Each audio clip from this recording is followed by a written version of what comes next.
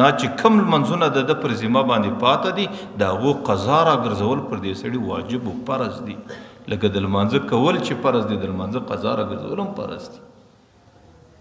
بیا به د ځانه سره په اطمینان کښېني او د ځانه سره به دا سوچ وکړي چې یاره ما لمنځونه کړي دي نه مې دي کړي، په کومه زمانه کې راسه قضا کېدل، په کومه زمانه کې نه راسه قضا کېدل، هغه لمنځونه به څومره قضا سوي، هغه لمنځونه به څومره راګرځوم، هغه لمنځونه به زه په کوم شکل ادا کوم. د دې فکر به دستي د ځانه سره روان کړي.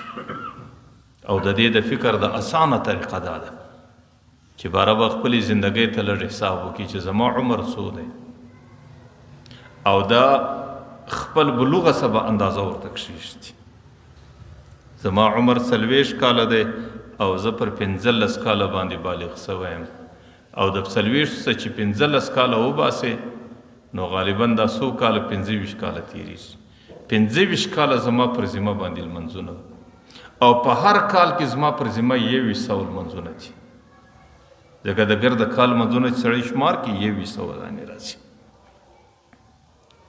نو سړی به دستي د خپلو لمنځو اندازه ولګوي او بلوغ د نارینه هغې د احتلام سره راځي او د بلوغ زمانه د زنانې هغې د حیض سره راځي.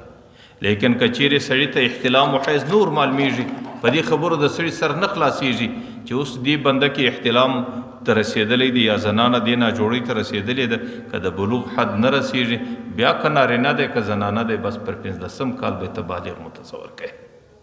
چې 15 کال ته ورسېدی بس دا به دی بالغ بولي او د دې زندګي به روانه.